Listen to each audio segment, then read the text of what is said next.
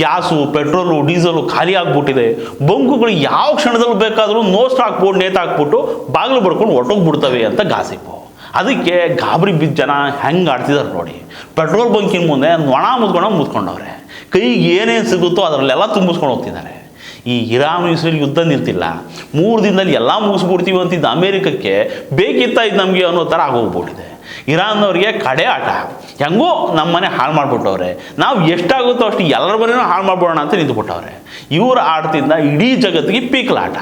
ನಮ್ಮಲ್ಲಿ 2 ತಿಂಗಳಿಗೆ ಏನೂ ಸಮಸ್ಯೆ ಇಲ್ಲ ಅಂತಿದ್ರು, 12 ದಿನಕ್ಕೆ ಕಮರ್ಷಿಯಲ್ LPG ಖಾಲಿ ಆಗಿದೆ ಅಂತಿದ್ದಾರೆ. ಡೊಮೆಸ್ಟಿಕ್ ಸಿಲಿಂಡ್ರಿಗೆ ಏನೂ ಸಮಸ್ಯೆ ಇಲ್ಲ ಅಂತಿದ್ದಾರೆ, ಆದರೂ ಜನಗಳಿಗೆ ಪುಕ. ಇದ್ರ ಮಧ್ಯದಲ್ಲಿ ಪೆಟ್ರೋಲ್ ಖಾಲಿ ಆಗ್ಬಿಡುತ್ತಂತೆ, ಡೀಸೆಲ್ ಮುಗ್ದೋಗ್ಬಿಡುತ್ತಂತೆ ಅಂತ ಗಾಸಿಪ್ಪು. ನಮ್ಮ ಜನಗಳನ್ನ ಪೆಟ್ರೋಲ್ ಬಂಕ್ ಮುಂದೆ ಕ್ಯೂ. ಮನೇಲಿರೋ ಲೋಟ, ಚೊಂಬು, ಬಕೆಟು, ವಾಟರ್ ಕ್ಯಾನು, ಹಳೇ ಪೇಂಟ್ ಡಬ್ಬ, ಅರ್ಧ ಲೀಟ್ರ್ ವಾಟರ್ ಬಾಟ್ಲೂ ಬಿಡ್ತಿಲ್ಲ. ಕೈಗೆ ಏನೇನು ಸಿಗುತ್ತೋ ಎಲ್ಲದರಲ್ಲೂ ತುಂಬಿಸ್ಕೊಂಡು ಹೋಗ್ತಿದ್ದಾರೆ. ಹಿಂಗೆ ಮಾಡಿದ್ರೆ ಬಂಕಲ್ಲಿ ಡೀಸೆಲು, ಪೆಟ್ರೋಲು ಖಾಲಿ ಆಗದೆ ಇನ್ನೇನಾಗುತ್ತೆ ಹೇಳಿ? 1 ದಿನಕ್ಕೋ 2 ದಿನಕ್ಕೋ ಎಷ್ಟು ಬೇಕೋ ಅಷ್ಟು ಸ್ಟಾಕ್ ಮಾಡಿ ಇಟ್ಕೊಂಡಿರ್ತಾರೆ ಈ ಬಂಕ್ ಅವರು. ಇವರು ಚಂಬು ಲೋಟ ಬಿಡದ ಬಂದು ತುಂಬಿಸ್ಕೊಂಡು ಹೋಗ್ಬಿಟ್ರೆ 2 ದಿನ ಸ್ಟಾಕು ಅರ್ಧ ದಿನದಲ್ಲೇ ಖಾಲಿ ಆಗ್ಬಿಡುತ್ತೆ. ನೆಕ್ಸ್ಟ್ ಲೋಡ್ ಬರೋವರೆಗೂ ಬಂಕವ್ರಿಗೆ ಏನು ಮಾಡೋಕ್ಕಾಗತ್ತೆ ಹೇಳಿ? ನೋ ಸ್ಟಾಕ್ ಬೋರ್ಡ್ನ ನೇತಾಕ್ಬೇಕು. ಇವಾಗ LPG ಕಥೆನೂ ಹಿಂಗೆ ಆಗಿರೋದು. ದಿನ 400-500 ಸಿಲಿಂಡ್ರು ಡೆಲಿವರಿ ಮಾಡ್ತಿದ್ದು ಏಜೆನ್ಸಿಗೆ, ಇವಾಗ 1 ದಿನಕ್ಕೆ 2000-3000 ಬುಕ್ಕಿಂಗ್ ಬರ್ತಿದ್ದಾವಂತೆ. ಇದನ್ನೇ ಪ್ಯಾನಿಕ್ ಬುಕ್ಕಿಂಗ್ ಅನ್ನೋದು.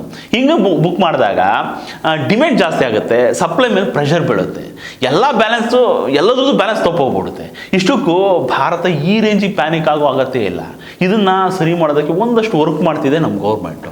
ಇದು ನಮಗೆ ಮಾತ್ರ ಆಗಿರೋದಲ್ಲ, ಇವಾಗ ಇಡೀ ಜಗತ್ತು ಇಂಥದ್ದೊಂದು ಸಂದಿಗ್ಧತೆಯಲ್ಲೇ ಇದೆ. ಇಲ್ಲೆಲ್ಲೋ ಕೂತ್ಕೊಂಡು ಮೋದಿ ಏನು ಮಾಡ್ತಿದ್ದಾರೆ, 56 ಇಂಚಿನ ಎದೆಯಲ್ಲೋಯ್ತು, ಇದೇನಾ ಫಾರಿನ್ ಪಾಲಿಸಿ ಅಂತ ಭಾಷಣ ಮಾಡೋದಲ್ಲ.